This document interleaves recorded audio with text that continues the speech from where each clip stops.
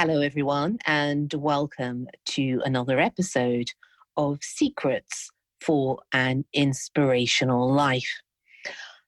How are you all today? I hope that you are well and peaceful wherever you are in the world. Now, one of the biggest things in our life that we can face is an opportunity to change our life, because we never really know who we are going to meet, what circumstance is going to be presented to us that can change our life completely. And I think one of the greatest regrets that we can have in life when we look back is opportunities that we could have taken, but we missed the chance. Whether we were afraid or whether we were afraid of what people were going to think of us. But some of the most beautiful moments and beautiful opportunities to fulfill our true inner purpose come really at the most unexpected times. And I remember reading somewhere an article where it said, say yes more. And I think that's something that we should really embrace, is to really, if someone is offering a chance, if life is offering us a chance to do something that we have always wanted to do deep in our hearts, let's embrace it and let's say yes. And see where the road takes us, see who we meet along the way, because it really could be one of the most beautiful changes of our life. Now, I am so pleased and honoured to welcome my guest today, who is the amazing lady that she is, Anne Marie Wickham. Anne Marie is an influencer, a radio show host, a clinical hypnotherapist, a mental health advocate, a transformational speaker, and I have to say, the list is huge. She has really an orchestra of gifts to give upon the world. It's really, really impressive. Anne Marie works with people from all backgrounds with a variety of different issues. And one of the things that she works with is low self-esteem, which she will discuss with us, I'm sure, later on, which is something I think that all of us need help with at some point in our life. She also runs workshops and courses, helping to empower people to find their purpose. Her story really is one of huge strength and real determination, how you can turn anything in your life from sadness and despair to hope and prosperity. The story that she has is an incredible one. Anne Marie was placed in care at the age of just 2, and she never knew her parents. By the age of 14, she had actually been to 17 different care homes. She has overcome many personal adversities, such as surviving in the social care system, becoming homeless in another country, as well as being a single parent of 3, and then relocating back to England with just 3 bags and 3 children. She has used her very public failures for, I suppose, inspiration and real fuel, and has viewed always her obstacles as opportunities, to the point that she has written a best-selling book called From Fear to Love, which empowers people on their own journeys of life. And today, I'm so pleased to say that she will share her amazing journey with us. Welcome, Anne Marie. Hello there. Good Hello. Good to have you here. How are you? I'm really well, really well. How's the weather in your end of the world? Right now, it's blowing up a storm.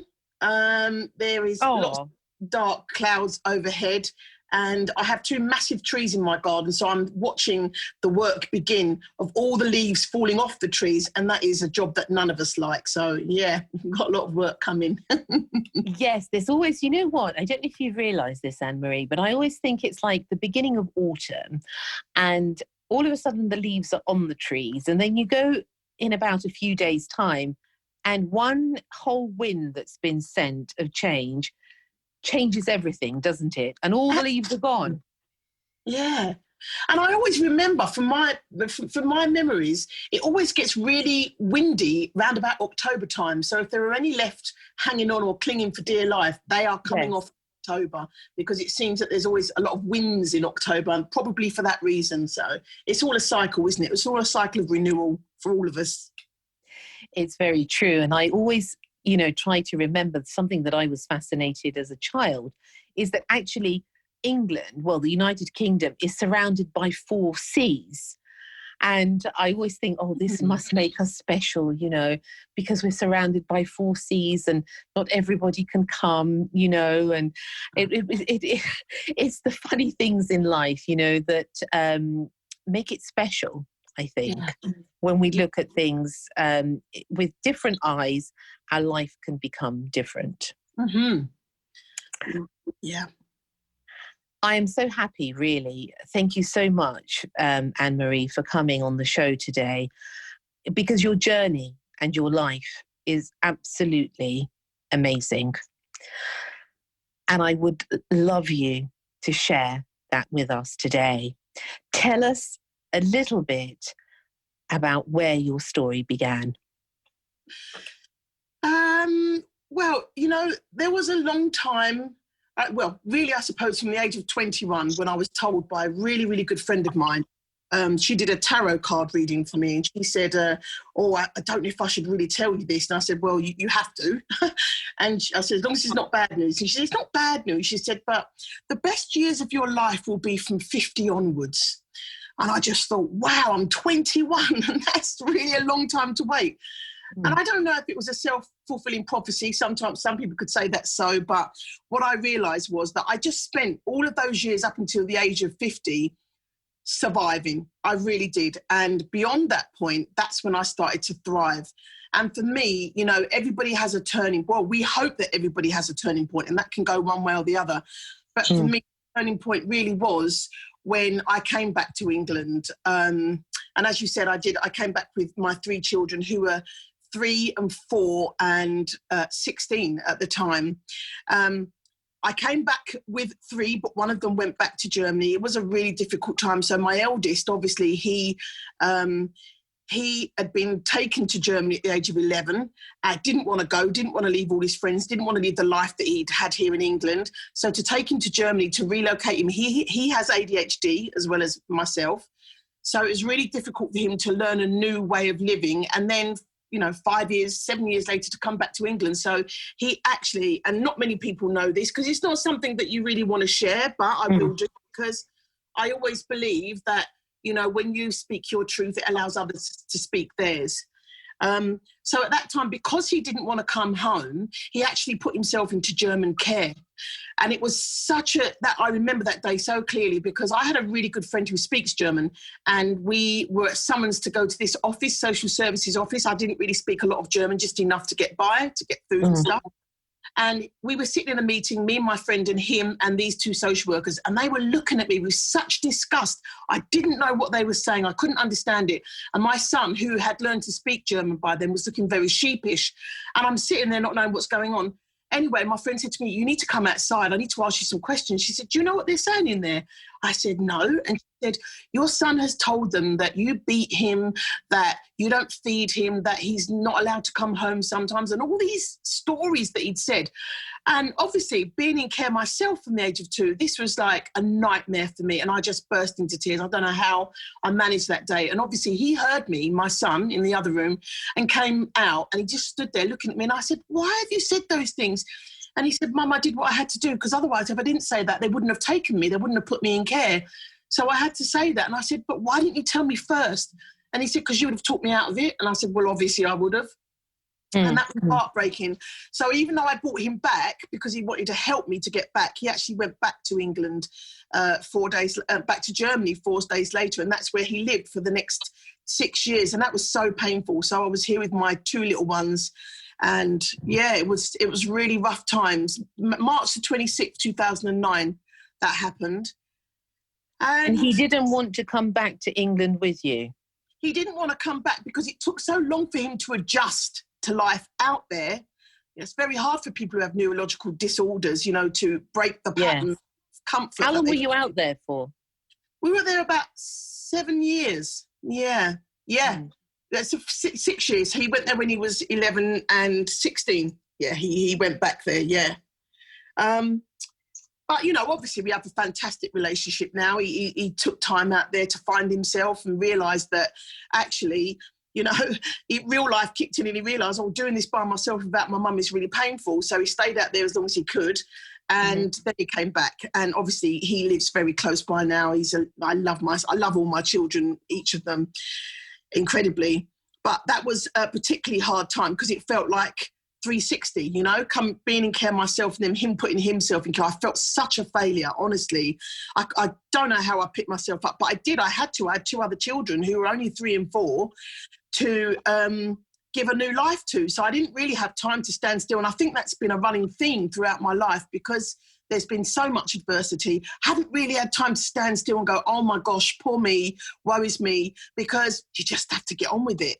And that is really why, people look at my life and they go, wow, you've done so much. But I didn't want to accept, I don't call it failure, I just didn't want to accept the life or the hand that I was dealt from being put in care at the age of 2. It wasn't my fault, and I didn't want to define myself by it.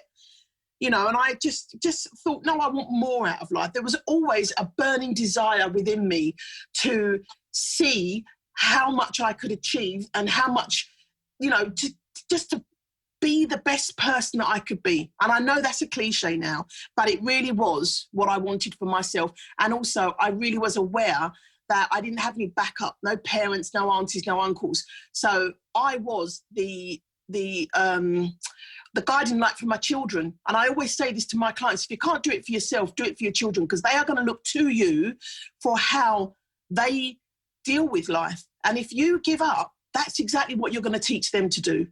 And I think sometimes that's the most powerful sentence that you can say if they have children, because sometimes we know it's easy for us to place other people as more important than ourselves. In fact, most people do that. And I teach people to become their own priority, because without you, the people around you that depend on you don't work anyway. So, you have to become your own priority, your own best friend. You have to place yourself first. Yeah. So and that's not easy, is it? No, especially if you're born into lack and you're not taught how to be a priority. And you have to be taught that. Your parents, the way that they support you, and this is where you get a lot of, I've done a lot of research around human behaviour and why we have schizophrenics or why we have sociopaths. And what I know is that how you are given attention when you're younger has a really big impact on who you become in your future. So if your parents constantly say to you, oh, well done, you're looking for praise all the time, versus your parents saying to you, well done for doing really brilliant on your English test, you have a real aptitude for English, well done, then you know your gifts. But if someone just says, oh, well done, you're so good, or you're so beautiful, then you depend on those things to feel good about yourself, which isn't helpful, because we all grow up, we all grow older. We're not beautiful forever. We can be beautiful on the inside forever, but not necessarily on the outside. So we have to define ourselves by our qualities and the things that are within us, and not the things that are external outside of us, to become really balanced human beings that know their value and know their worth, that, enjoy positive self-regard, and not just, not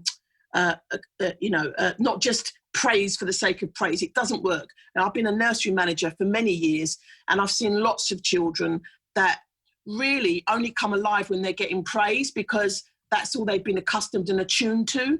Whereas if you tell somebody what they're doing really well, then they can build on what they know they actually have. Do you see the difference? Mm-hmm. Mm-hmm. Mm-hmm. Now, to find one's value and worth, I suppose it seems incredulous that we don't know our value and worth. If you were to ask, I don't know, 100, 1,000 people, do you really know the worth of you? I don't know how many people could actually say yes. I absolutely agree. We're born into a paradigm, and that keeps us where we are. So if you're born to a rich or a middle class family, then you have this expectation of success because it's the only thing you've known. So it's really hard for people that are born into lack or working class households or even middle class households that don't. That for them to be able to break out of that paradigm, because again, you're breaking away from something that is indoctrinated, is institutionalized within you. So to rise above that and expect success for yourself, it takes real brain training. You have to train your brain. And that's what I do as a hypnotherapist. I speak to your subconscious mind and I'm able to tell you things that you aren't able to tell yourself because your conscious mind will always take over. And your conscious mind can't do that. Your unconscious mind is where the habits are, where your habits are changed. Your conscious mind is your creative mind. That's the one that says, oh, I like that. I want to do that. I want to do that. But if your conscious mind doesn't instill that instruction into your subconscious mind enough times, then you'll just lose it. So that's why we start things and we end up not being able to finish them because we haven't trained our minds enough to accept this as our new habit, our new behavior, our new paradigm. So, I know from all the people that I've worked with, when I've ever asked them the question, who are you? What do you really value? Most times, and that's not defined by class or race or gender or anything. That's most people. They don't actually know because in our schools, we are not taught to explore what's within. We are only taught to explore what's outside of us. We are taught to change our external circumstances. But guess what? You can't do that unless you change your internal circumstances if you want to rise above your station. That's where the saying goes, don't rise above your station. Well, you can't. It's very hard to if you don't make it your life's purpose to actually understand who you are, what you are, why you want the things that you want. If you don't take time to understand the things, you'll never be able to change them, or at least not consistently. You'll always fall back to that paradigm of where you were born into.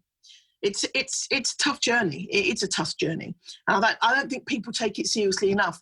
In this day and age, people, look at all these technical gadgets we have. People spend time buying that brand new 60-inch television. How does it work? How do I turn it on? How do I record? How do I sync it up to my Apple TV? How do I get Netflix? All those things which bring us joy. We learn, we practice, we study how to do these things. But actually what makes you happy on the inside, people don't even know where to start. It's something that people don't understand. And they call it woo-woo because that's an easy way to write something off. When you put something down or you talk about it negatively, it's a good way for you to be able to say, I'm not interested in that, so I'll give it a bad name so I don't actually have to do it. Yes, because I don't understand it. Yeah. Yeah. And that's an education in itself, isn't it, Anne Marie? Absolutely. Because isn't it? If you don't understand it, usually people attack what they don't understand, I found. And that's what's happening in the world. That's what happens all over, but that's why there are wars. I'm not going to get into that, but what I will say is, even down to, when you know what's out there for you. So I have these programs and sometimes people come and say, I'm really interested, and I'll have an hour's discussion with them. And they'll go, yeah, I know, I can see it. But their own lack of positive self-regard and their own lack of self-worth won't allow them to say yes. And so I've had to actually change the way that I work. I've had to step forward and meet people where they are. So whereas before, especially before, lockdown, I was working with people on doing these big programs with big labels, because it was looking at every single area of your life. There's not one area of your life you need to change. It's all areas, because one is a domino effect for all the others. So now what I've done is I've broken down those individual modules, and I do these now as workshops so that people can sort of people can stick their toe in. They can do a small workshop, because it doesn't matter where you start as long as you start. And now they can do these workshops where they do it alongside other people, and they can see the change that happens, the transformation that happens. And that's enough inspiration and motivation to go, you know what, I can see the value of this. I can see the joy that it brings me. Now I'm ready to maybe do the next workshop or to do the whole program. But you have to show people something of value. They have to feel that value within themselves before they'll even commit to changing their own lives. Isn't that sad? But it's true.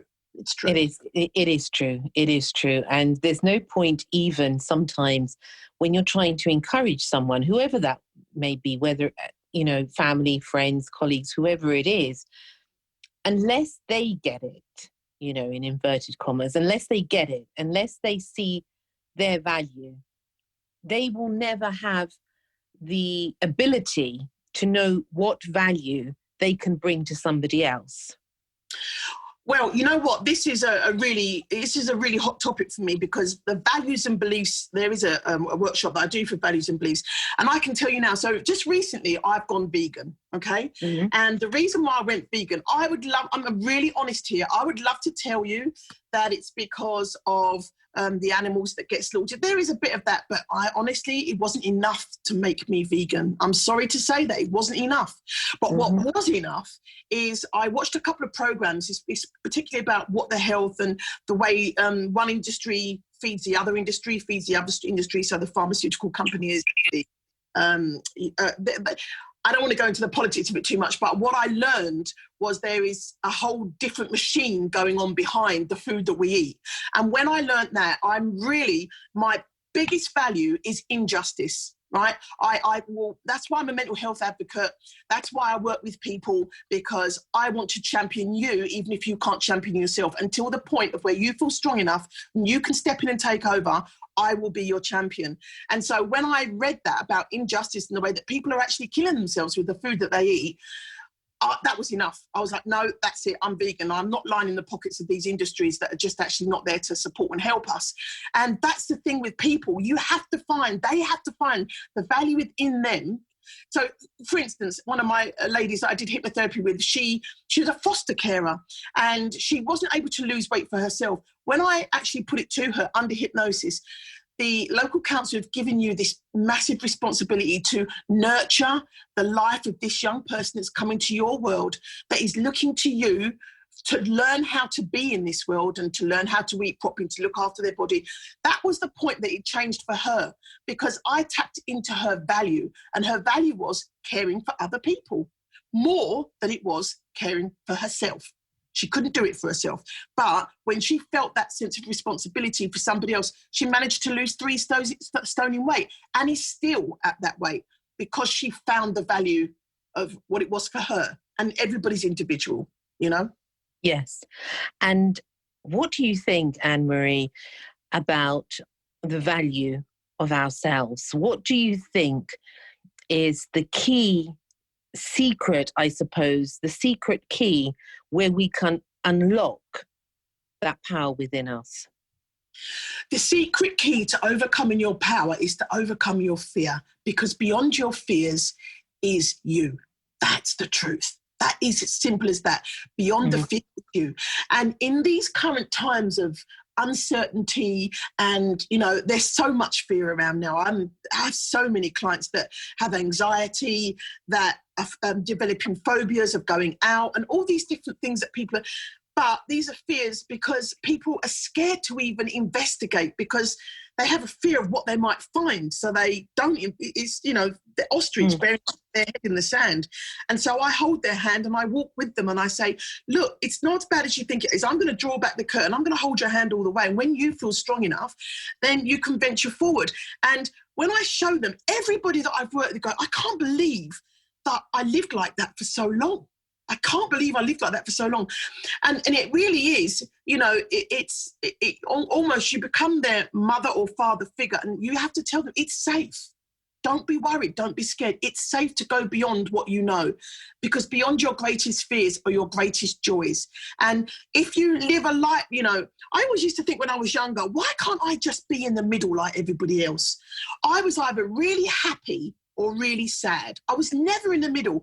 And I saw all these people being middle people. They just ambled along quite easily without, not really challenging themselves. And I honestly, when I was younger, I used to think ignorance is bliss. I want to be ignorant. I wanted to be ignorant because I saw all these people. I know where you're coming from with that. Yeah. Yeah. And then as you start to explore and investigate, you realise they're not happy being middle either. They're just comfortable, and they're too scared to be uncomfortable. I love Lisa Nichols because that's one of her favourite sayings: become comfortable with the uncomfortable, because that's where your genius lies. Do you know what I mean? And people are scared of being in that place where they feel apprehensive. But the same apprehension is the same feeling of massive excitement. If you think about when you're really excited about something, it's exactly the same feeling as when you're really fearful, except that you put a different name on it. If you, every time you felt that fear, you said to yourself, oh my gosh, I'm so excited about this. Oh my gosh, I'm so excited. Then you create well, yeah, that might be a new method actually that you've just invented.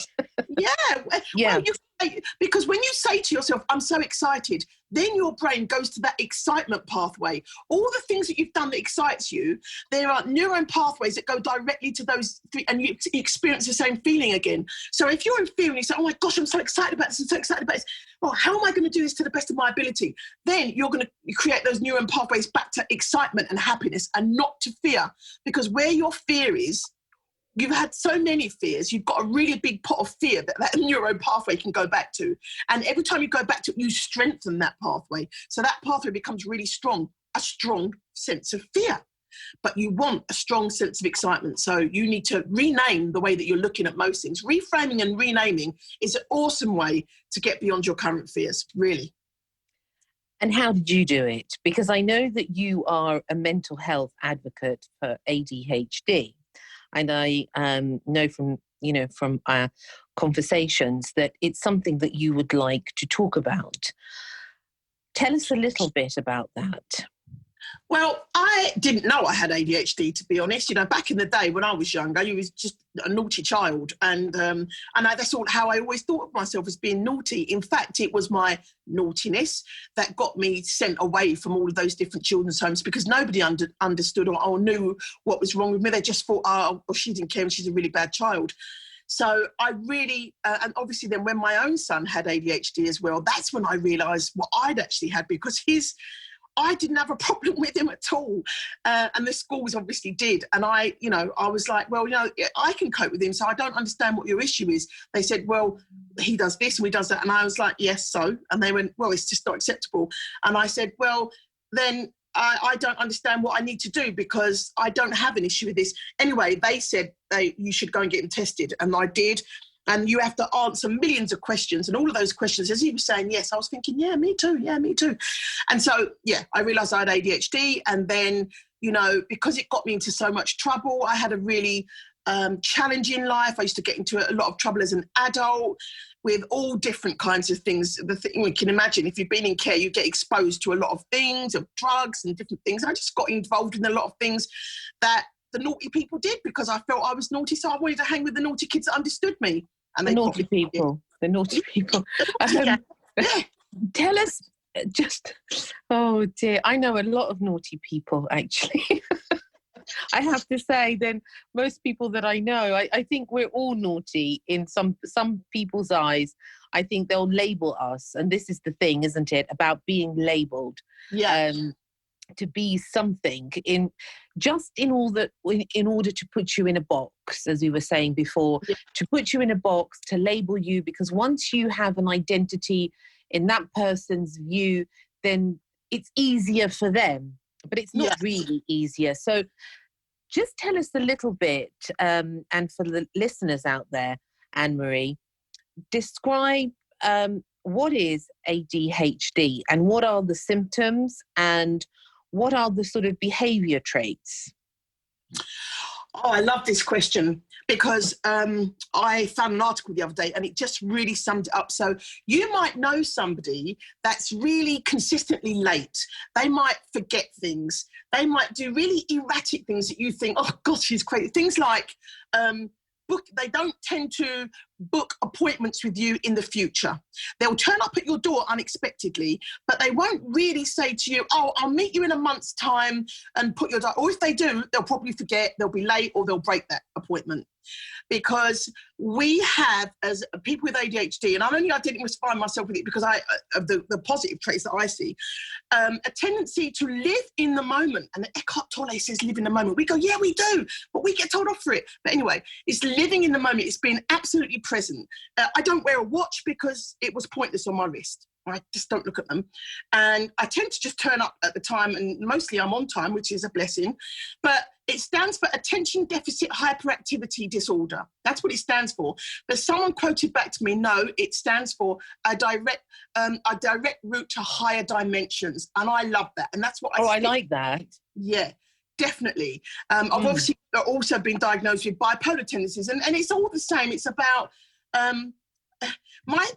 okay, so I have thousands of thoughts in a day. I have thousands of ideas, and my biggest problem is to stay focused on the program or the task that I am doing, because those new thoughts that come in, they are so inspirational. I spoke with a lady yesterday, and I had a really good idea for a program, and I spoke to her. She said, oh my gosh, that's awesome. Let's do it. I said, yeah, but I'm actually already doing something.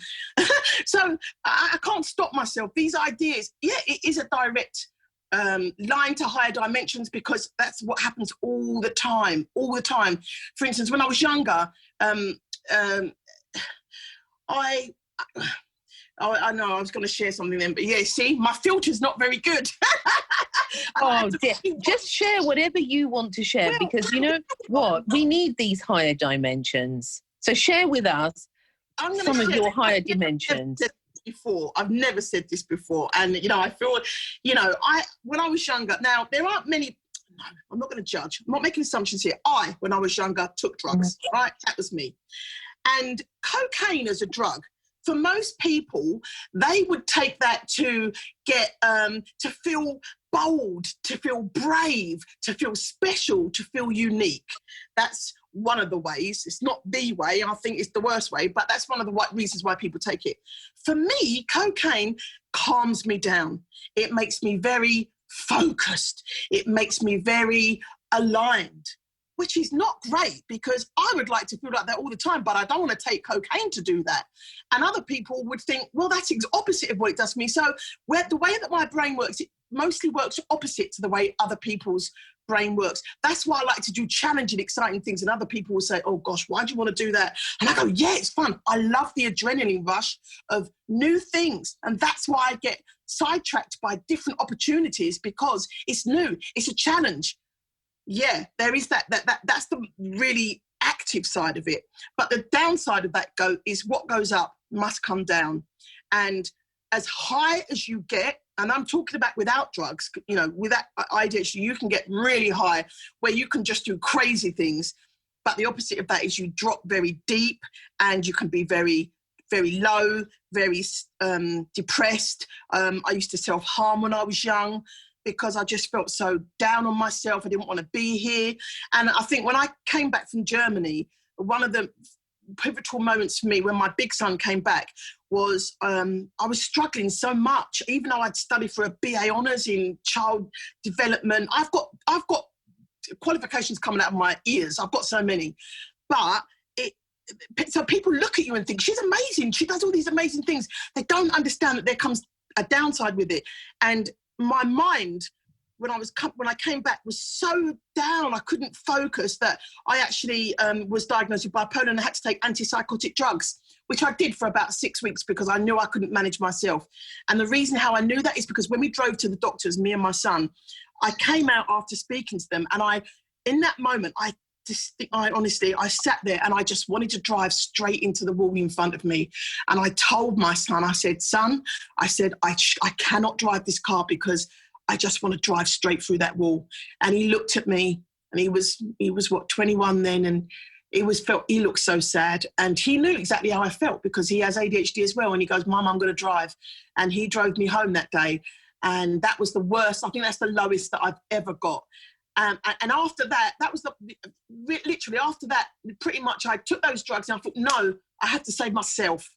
I can't take these drugs. I've got children. I can't have my children taken off of me.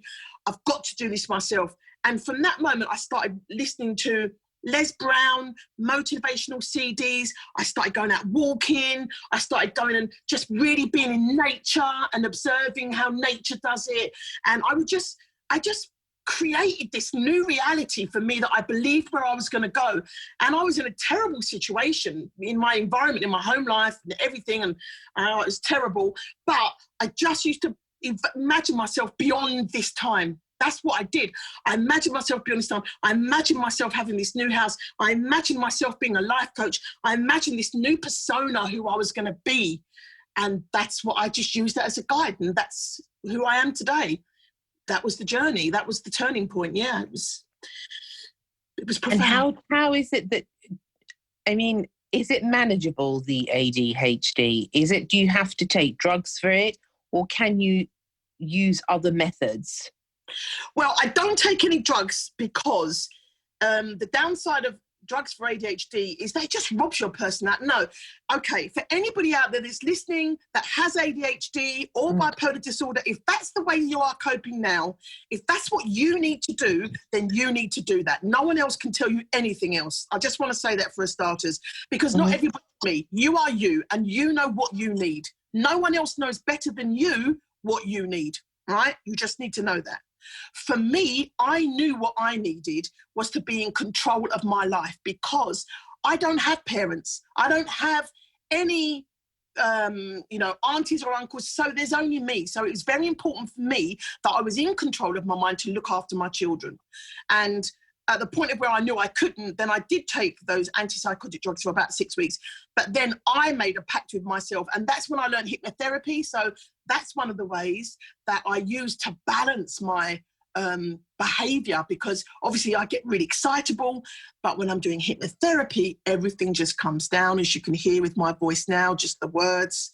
Hypnotherapy, that's what I have to do with my clients. So I have to get myself in a state where I'm focused, where I'm centered, and where I'm just focusing on that person. And I'm able to do that because I studied to be able to do that. And that is my yin and my yang. There is Anne Marie with ADHD, and there is Anne Marie who does hypnotherapy, and they balance each other out. That's for me. Everybody needs to really do the journey, do the work to find out who you are, what you need, because I do believe there are two types of ADHD. There is one that's trauma-based. I believe mine was trauma-based. And there is one that's, there's one that's a medical-based. Do you know, it's what's going on in my mind. And you need to know which one of those it is. You need to take the journey. I mean, I created this program, Be the Real You, because it looks at all the things that I did, that I found out what my values and beliefs are. I did hypnotherapy to let go of the past, to lose my emotional baggage. I did hypnotherapy to forgive people, to forgive my mum, my dad, my lineage, the social workers, all the people that had looked after me, that had rejected me. I had to do forgiveness around letting go of what I felt about them, so that I could allow new feelings of self-love to come in. And you cannot do that with any negative emotions of fear, of guilt, of shame, of jealousy, all of those negative emotions. You can't build on those. You can't become the luminous light person that you are if you are holding on to all these emotions. So that's why it's very important for anybody, whether you have any kind of diagnosis of anything. I truly believe that your body tells you what it needs. So if your body's not working, it's saying to you, something's not wrong. I have something trapped within me, and I need you to release me from that trapped energy, that trapped negative energy. And that's what I do. That's how I work with the people. I release them from all of those experiences that they were so profoundly adverse that they felt they didn't have the ability to process them. So what did they do? They just buried them. They thought, I can't even look at that. I'm going to bury it. But it doesn't get buried. It becomes a trapped emotion. And I believe, these are only my thoughts, but I believe that's how cancers are formed. I believe that's how pains, aches, pains, rheumatoids, all of those things, because I work with people that have all these trapped emotions, and really have made profound changes for these people. Profound changes. Things that I couldn't have even imagined would have happened, have happened. It's transformational. And so I would say to anybody that feels less than what they know they could be, do the work. There is no shortcut. There isn't a shortcut. You can read books, but remember, we are all energy, and that trapped energy is something tangible. A book is not going to release that. You need to actually physically release it somehow. So there are different modalities to me. There's hypnotherapy, there's life coaching. That, you know, when you do life coaching, you release because you have tears about the acknowledgements of what's held you back. Just even crying is a release of those emotions and those experiences. That's why I encourage people to cry. That's why men have so much anger. I know that's a really sweeping statement, okay? But for a lot of men that I've met, their way of coping has been to bury it, but then it comes out as anger. Repressed anger. And because of all those trapped feelings that they're not able to express through tears or even speaking. It's true. It's this mind, body, spirit connection. Absolutely. That we somehow forget. And yet it is crucial, because we're not just one type of being. We are multiple layers of energy, as you say, Anne Marie. And, you know, if we look at our, I don't know whether you're into this sort of thing, but if we have a look at our auric field and the different layers of who we are, and how when we meet somebody, we can get an instant feeling, you know, we can say it's a gut feeling, but it's something more than that, because I think as soon as we meet somebody, we actually don't meet them with our eyes, we meet them with our soul, and we instinctively know these things. And if there are things that have happened to all of us in our life, the body stores memories, doesn't it? Yes. Of all sorts of things. I know a technique that I actually use with my patients and clients is one where it is to release the trauma, and you can touch any part of your body now, and wherever there is pain, it's telling you something.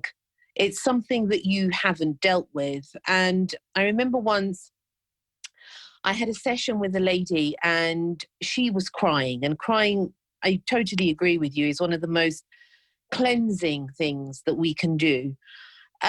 She was crying and crying and crying and crying, and that's just by touching a spot. It was on her back. And she said, you know what? I actually remember being 3 years old and being told off by the neighbour. And she said, that is still affecting me. So we are so complex and so beautiful in our frailty, in our fragility, in everything. And this is so true what you say about, they usually say that anger is also grief. It's what we're sad about. Definitely. Yeah. And it's an unraveling, isn't it? Yeah. You know what? It's so, when you find the strength to start your journey and you see those negative layers falling away, it's almost, the joy is almost too much to bear, honestly. You know, I know people constantly say to me, Anne Marie, how'd you do it? Because I've done the work. And there isn't, I know people want to have a shortcut. And you know what the shortcut is? It's your new car. It's your new handbag. It's your addictions. It's your, you know, the way that you treat other people. It's your bad attitude. It's your bitterness. Those are your shortcuts. But are they serving you? Because, you know, the long journey of actually doing the work within, and then you become this beautiful person free of all of those negative emotions. You can't be that bitter person anymore. You don't want all of those purchases and things out there, because you realize the joy within you is the joy that you create for yourself. And those things are nice. Don't get me wrong. They are not. We all like nice things, but they don't become your go-to for happiness. Well, because if they do, you're just going to have to keep replacing them, because nothing you buy is going to hold your joy for that long. Nothing, never for never long. The only joy that you can hold for a long is you. You are the joy. You are the miracle. And give yourself that time to find out who you are. And you will be so amazingly surprised and blessed and grateful that you took the time to find this beautiful person inside you, that you'll never go back to being that negative person again. You'll never go back to that because you've discovered the journey, the secret of you. That's why they called the book The Secret, because it's within you. Yeah, it's absolutely the truth. It's within you, and we search a lifetime looking outside of ourselves. And that's why we become so desolate and desperate, because it doesn't exist outside of us. It exists within us. Now, one thing I wanted to ask you, Anne Marie, which is really important, it's something that keeps coming up when I talk to people and, you know, in our own lives, is this art of forgiveness. Yes. I'm so glad you said that. Because it's one of the I do a forgiveness workshop. Well, I do a module as part of the BU program, and it comes in at about session 4 or 5. You cannot start this life journey with forgiveness, because you are not in tune enough with yourself to recognize that it's also it's a forgiveness of yourself. And most people, the reason why they are in pain is because they're blaming everybody else for their life journey. That happened to me. I was put in care. That person sent me away. That person was unkind to me. That boyfriend finished with me. All of those things that we blame other people for, you know, oh, he left me. Or there's so many things that people on a daily basis are begrudging or hating on other people for. So you can imagine, you can't do that. That session, session 1, you have to find out who you are and what you value first before you can even do forgiveness. Because, you know, forgiveness is a workshop that I do the forgiveness workshop, and I do it in 3 levels. It's about forgiveness of others, forgiveness of self, and forgiveness of the future. Because, you know, all of those things that you need to forgive yourself for, this you don't realize how many there are, how much blame you are putting on other people for your lack of happiness. It's just too much. And so you have to do it as part of the process. And when people do it, they're just like, they actually visibly feel lighter in themselves as a person.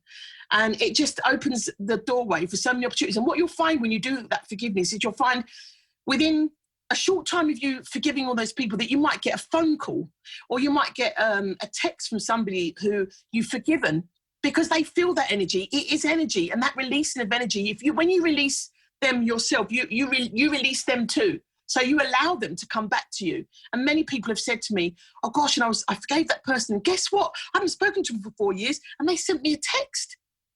That's unusual, isn't it? Well, no, not at all, because you've allowed for that to happen, because you've taken up your barrier and let that go. So you've allowed them to step back in. They might have been wanting to step back in for a long time, but didn't know how. But you've given them the permission to be able to do that.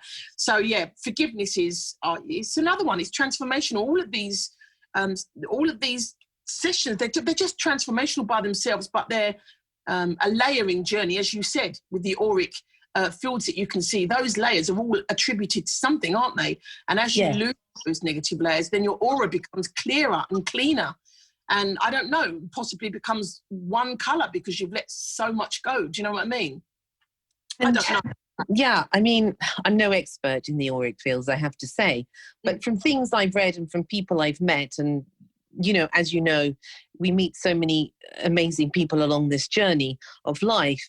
But one thing that I have found through life is that for myself, I have to speak, is that if I'm upset with somebody, usually I'm more upset with myself, because I think, well, you shouldn't really have allowed that to happen. And the point is, anyone can do anything, but it's actually up to us how we respond to that. And that's one of the biggest things, I think, for us to face, is that we actually have a responsibility for ourselves. Forget everybody else, but are we responsible enough for our own life, our own heart and soul? Are we actually giving everything to ourselves that we need upon this journey? Because if we're too busy hating and disliking and being angry, there's no time for us to give our own energy a chance to grow. Yeah, I would absolutely agree. I almost feel like you are reading the session headings of my program, because that's another one. Taking Who is it? yourself. Yeah, every one of you mentioned is one of the sessions, and because you're absolutely right, they are, they're universal, aren't they? These steps that we take to find the love within are all the same steps, and I think that's why a lot of people say to me, "Oh, but Anne Marie, you don't have a niche." And I say, my niche is love, my niche is people, because there are 7 billion people in the world, but there are only a finite number of emotions. David R. Hawkins has a book called Power versus Force. And in that, you can see the emotional scales of each of the emotions that each and every one of us experiences throughout our lifetime. But there is only so many.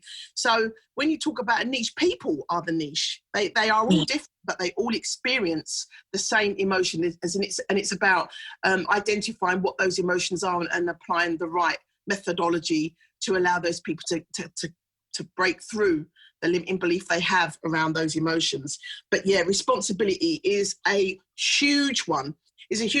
I've noticed that I work with lots of women, and the way that they come to me is through their children. They're not prepared to take responsibility for themselves, but they are prepared, obviously, to take responsibility for their children.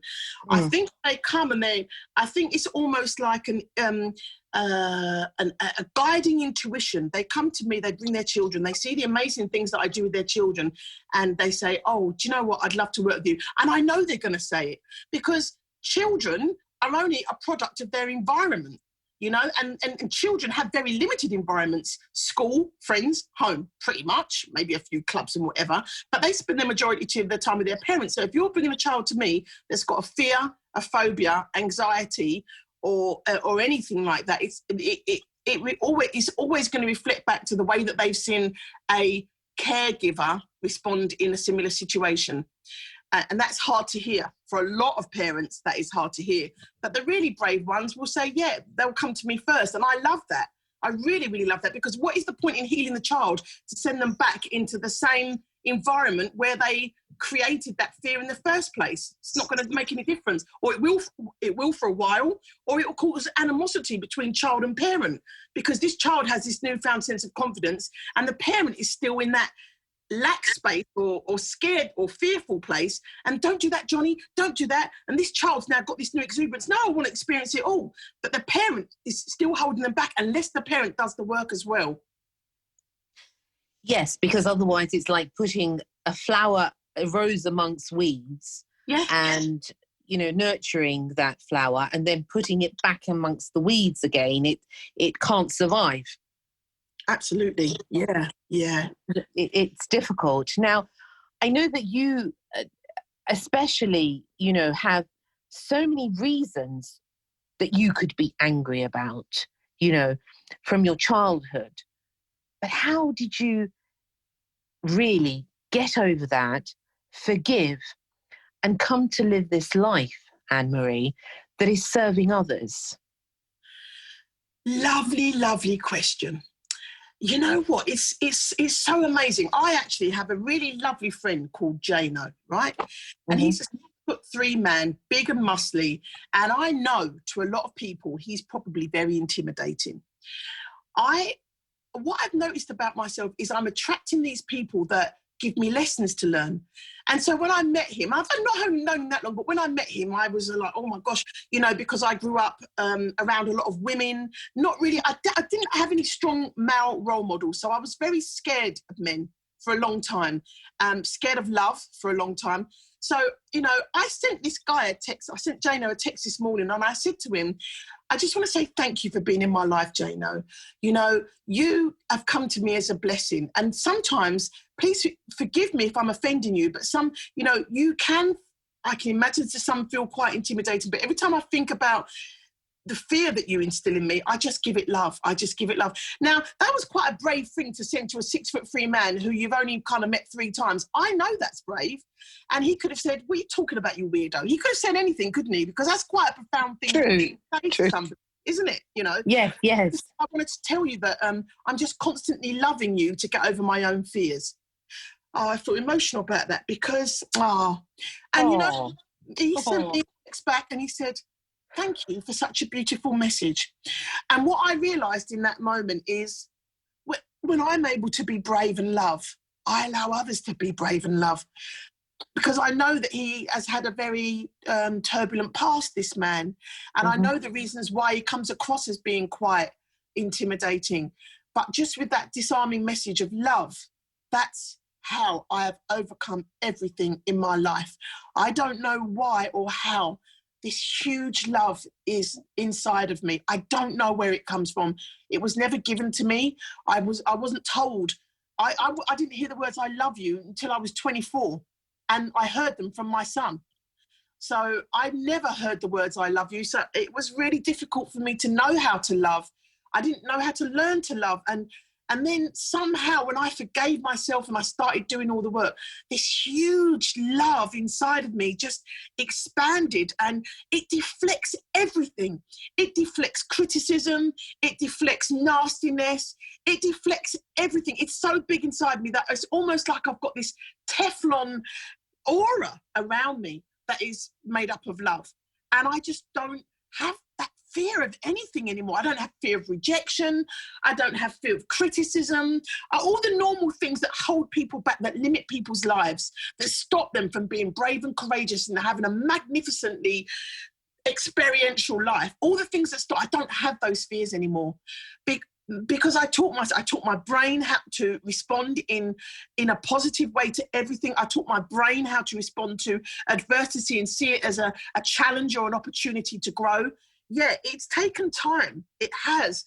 But it really has been about retraining my brain and retraining my heart to stay open in spite of every adversity that I might face. So when I feel that fear, and the brilliant book by Michael Singer called The Untethered Soul, and he talks about how you can learn to just keep your heart open. So when those fearful things happen, or someone says something in a way that I could misconstrue as being negative, I just open my heart even more, and I do it visibly. And I just go, oh, that's interesting. Oh, well, that's an opinion. And or I'll go back to them and ask them, where did that come from? I've challenged quite a few people on social media that have you? Oh yes. Tell us a little bit about that. Well, I've got this program, Self-Confidence for Life Success, and I've been doing it really successfully, but I've been putting it out on social media. And I sent it to a lot of groups. And is it a new program? Is it like, so you've had, is it 2 already that you've had? I've done them twice, but obviously every time I've done them, again, I've sent out feedback questionnaires. How many people do that in business? I sent them back and I asked them questions like, you know, was it worth the money?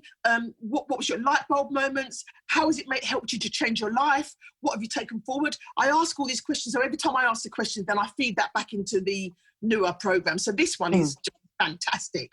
And I feel so confident about it. So I'm ready to share it. And I shared it on all these social media platforms. And one guy, his name is Richard, came back and he said he wrote on it, on this, I would lose all my confidence investing my money in this silly program. And I read that. How rude. Yeah. And I read it and I felt that emotion. And then I went, oh, this man's in pain. Stop looking at me. I start looking at him. This man's in pain. So I wrote this message on the page and I said, oh, I'm so glad that you've connected with me. It's really nice that you even bothered to take the time to read the post that I've put. Listen, it would really serve me greatly if you would even just come onto the program. And if it doesn't change your life in some small way, I am more than prepared to refund you your money back. Right? That's what I told him. And I waited for his response. Then I went onto my private page and I put his post up and I said, look, I've just received this. This is how I've responded. What would you do in this situation? And I had all these coaches, right? All these coaches and therapists come back and say, oh, how rude. I would have dismissed him. I wouldn't have given him the time of the day. Blah, blah, blah, blah, blah. Right? And it made me think again. So I opened my heart with love and I went back to him, to his private page, and I messaged him and said, look, I know what you wrote on the public page, but I do really want to open my heart to you and give you this opportunity to interrupt your own program. Why don't you just come along? You've got nothing to lose. And if it really is that rubbish, then you can tell me what I can do better. And I'd really appreciate that. Wait for his response. No response. In the meantime, I've gone back to my page to see the responses from all the therapists, and I wrote to them and I said, I could have done that. I could have just turned this man away. But I know hurt people hurt people. And I know happy people make people happy. And all I want to do is make this guy happy.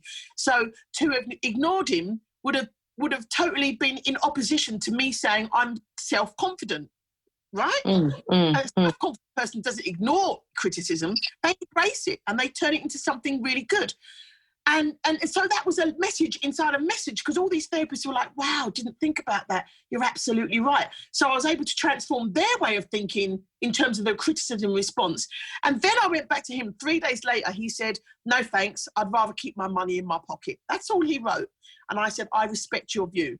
But I know that that gentleman will not easily or as quickly go and rubbish somebody else the next time. I think he was very sorry that I was the person that he was rubbishing, because I didn't let him off the hook. I didn't let him off the hook from his heart. I tried to let his heart respond to me. But sadly, he just didn't have it in him to be able to respond in that way. He couldn't become humble. He couldn't get over his ego to say, actually, I really embrace that. Thank you so much, which is to his detriment. I feel sad for him. There's no room for me to take on that criticism when all I can think of is, I really want that man to be able to break his own pattern. Do you see what I mean? Do you see when you're outward facing that it actually, it totally overrides any negative feeling that you feel when you're just thinking with love? It takes all that away. I love it. I love it. Well, I think it's wonderful, Anne Marie. And I think what's wonderful is that negativity that he gave to you, for whatever reason, you dissolved it with love. Yeah. Yeah. And that was the power. Yeah. And to the other practitioners as well, because, it happened in a way that allowed them to see something different as well. And I know for all of those practitioners that responded, and I suppose there was a little bit for them, oh, that's not very nice to say that to Anne Marie. Anne Marie's a really nice person. There may have been that. But equally, I think that was their own heart saying, feeling the criticism, and they responded with what they would have felt. Do you know what I mean? But hopefully I gave them another new eyes, as you said right at the beginning. I gave them new eyes to look through, and that can be transformational, isn't it? Yeah, absolutely. I mean, it's like when you see something differently, it really is based upon ourselves, of how we see ourselves. Because if you look in the mirror and you say, well, who is this person? And it's me. Well, who is actually me? I think we are the only ones who really know the answer to that. But we look to others to give us, as you said earlier, to give us that confirmation that we are okay, that we are beautiful, that we are clever enough. And if we're constantly relying on the outside sources, which are fickle, I think we will be continually disappointed. Yeah.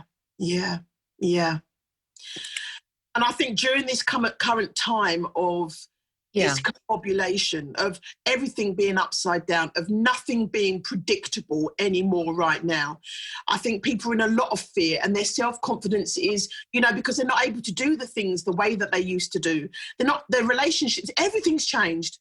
And the thing is, there are people out there that are holding on to this belief that it's all going to go back to normal. But spoiler alert, it's never going to go back to normal. So you have to, like a phoenix rising from the ashes, you've got to emerge as a new person for new times. And that requires confidence. And if you didn't have it in the first place, you were a shy person, an introvert, or just haven't done the work for yourself, you're going to be really feeling that now. So now is the time more than ever to create the person that you want to be going forward, and create the reality that you want going forward. And that means that you're going to have to adjust and adapt and, change. You're going to have to change to go along with the changes that are coming. Otherwise, you're going to be left behind. And that's not going to be a good place to be. No, that's a scary place to be. And I read something yesterday, and it was by a poet, and I can't remember who it was by, and they were having a conversation with God, and they said, look, I'm in pieces now. You've brought me to pieces. I don't understand this. And God replied, it's not that I've brought you into pieces. You are actually breaking through, like the caterpillar turning into the butterfly, which I know I've read somewhere that you have used a quote similar. And I think in these times, unless we break this mold that has been placed around us, I don't think we can survive as humanity. That's why I feel my work is so important. It's so much bigger than me. I've been, and this is going to sound quite bizarre, but I feel I've been fortunate that I have experienced so much adversity in my life, because right now I'm in my prime. I'm so happy, so joyful, so blissful, and so content because I've done the work. And this change right now is just, it's what I've always known. Oh, we're changing again. Oh, that's okay. But for some people who have had very settled, predictable, not in a negative way, but predictable lives, brought up with mum and dad, blah, blah, blah, blah, blah, 2.4, whatever it is, but that they've had some sort of,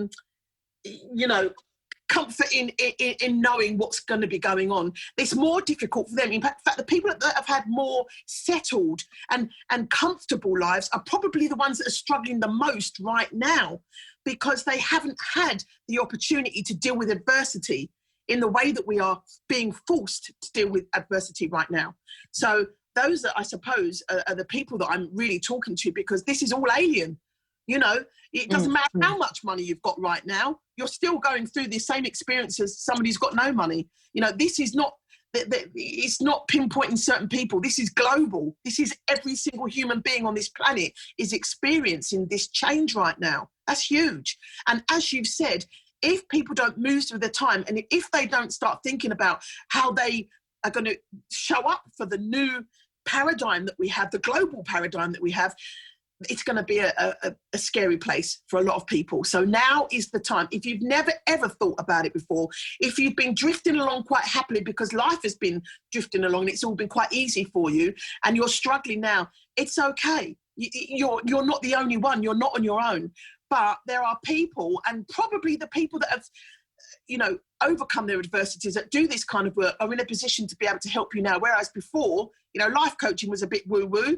All of that stuff was a bit woo-woo. But now we are really coming into our own, because that's what we've been prepared for. Little did we know, as we were growing up in adversity, that we were being prepared for this time to support and empower and help others and be a guide for them to find their own new normal, to be comfortable with the changes, and to be forward thinking rather than reacting to the changes, but actually creating the life that they want in the future and not waiting for it to happen to them. This is the time. The time is now. The time is now. And I think I was thinking actually this morning about it, Anne Marie, and I thought to myself, is it that we're not getting the message? I mean, let's put governments aside. Let's put conspiracy to the side, and let's look at humanity as a whole. It wasn't really hurtling in the right direction in any case before all of this happened. And I'm wondering, and these are just my views on this, but is it getting tougher because we're not learning the lesson? Is this an outward reflection of what's going on inside of us? And I'm talking on a spiritual level now. Is it that we need to go through this in a way that will transform us to a new world? And I'm not talking about a world of technology. I'm talking of a world that we could never even have imagined of, that is more beautiful and, in a way, a paradise on earth, because we have let go of all the things that we were reliant upon, whether that be technology, money, whatever it is. And we begin in a new type of realm. I love that. I love that vision. I was closing my eyes there. Yes. Yeah, definitely. I absolutely agree with everything you say, and I love that you brought that to light. That the turmoil outside, the external turmoil, is most definitely a reflection from within. And whatever you believe, however you transcend this situation, it's each and every person's journey. There is not going to be a global. I just think about Jill Scott Heron. The revolution will not be televised. It just reminds me of that all the time. But it's a personal journey. And to be fair, you are right. The reason why we're in this situation is because we didn't take the heat, we didn't take the warnings, and we certainly didn't go within. And that's why our external was reflected so negatively. But it's okay. It's okay, because we're here now. We're here now, and the past is the past, but we have a bright future ahead of us. You know, we do have a bright future, each and every one of us, but we have to remember, they're individual journeys. No one's going to save you. You are your savior. You are your miracle. Yes. You are your future. Don't wait for anybody else to bring these things to you, because it's not coming. It's your journey. Start now. Beautiful words, I have to say to you. I'm really, it's the truth. There is no one that's going to save you, but only one's own heart and soul, and connected really to a higher divine that is the power within us. It's reaching that power point within us and pressing that button, then we can make the change. Yeah. Faith, yes. Love. You don't even need hope, because it will happen. But it's faith that faith in yourself, and the deep love that you develop for yourself will inspire your journey. When you start doing that inner work of finding out who you are, what you really think and what you really feel, because it's really difficult, isn't it? Because there's so much around us. I mean, I was saying to my son, I feel so lucky that I was born in the generation that I was born in, because we had peaceful moments. I could go and sit under a tree in the park. I didn't have a phone, and I was on my own a lot. I had lots of thinking time when I was younger. How much space, actual space and time and free space do people have now? Because even when they're on their own, they're not on their own. They've got their phone.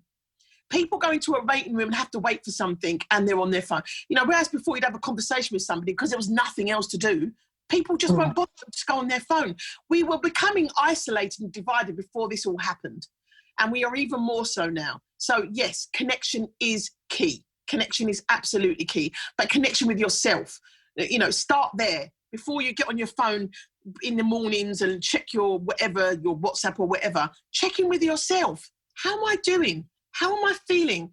What am I concerned with? What do I need to think about? What do I need time alone with myself to think? You know, these are... Yes. And somebody said to me, but I find meditation really hard. Here's a quick exercise that you can do, which I hope will make it easier for you, because everybody should be meditating every day. And take away the word meditation and just call it time with yourself, because sometimes that can put people off. Just the words that we use can make people have an inside reaction. Not for me. So when you have some time for yourself and you want to free your mind from everything, the way that I first learned to do it, and especially me, I have ADHD, so I'm super fast, but the way that I learned to do it was closing my eyes and just imagine everything that is white. Imagine the clouds, paper, wedding dresses, blank pages. And I would just keep doing that until my mind became a blank of white. And in that space, just 5 minutes at a time, 10 minutes, and expand it. But just that clear space, especially 15 minutes before your bedtime, to have that clear space. And then ask yourself one question that you want the answer to. It could be as simple as, how do I want to feel tomorrow? And then you can start imagining all the things that you want to feel tomorrow. And that's what you're going to go to bed with. And guess what? Those are the thoughts that you will wake up with. Because when you go to bed with all those troublesome thoughts in your mind, you're on a loop. You're on a loop of negativity. You go to bed with those thoughts, they're exactly the same ones you wake up with, and you start that loop again. So clear your mind, use that exercise, and then just think the thoughts, what would my life look like if I was totally in bliss?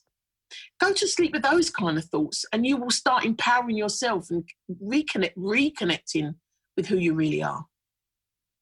That's excellent advice. Thank you, Anne Marie, because it gives you, even if it's 5 minutes or 10 minutes, but it gives you that space for you to be free in that space, away from everyone and everything. Yeah. Beautiful. Thank you so much. Sadly, I mean, I could talk to you forever, really.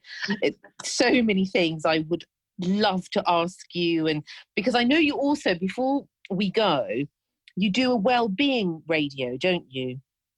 I do Wellbeing Radio at 7:30 on Thursdays. At the moment, they're switching over to a new platform, so they still have lots of all the episodes on demand. They're on demand on the iCloud. So if you go to wellbeingradio.co.uk, you'll see me there, or you can just go to the website wellbeingradio.co.uk, and I'm a presenter. You'll see me all the way down. I'm the one with the blue polka dot dress on. Okay, lovely. So that's somewhere where people can find you as well and listen to your things.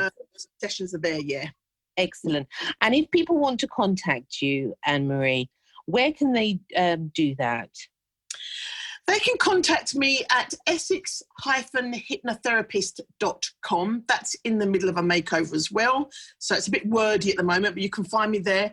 You can find me on Facebook, Anne Marie Wickham, or Facebook Essex Life Changer. That's my hypnotherapy page.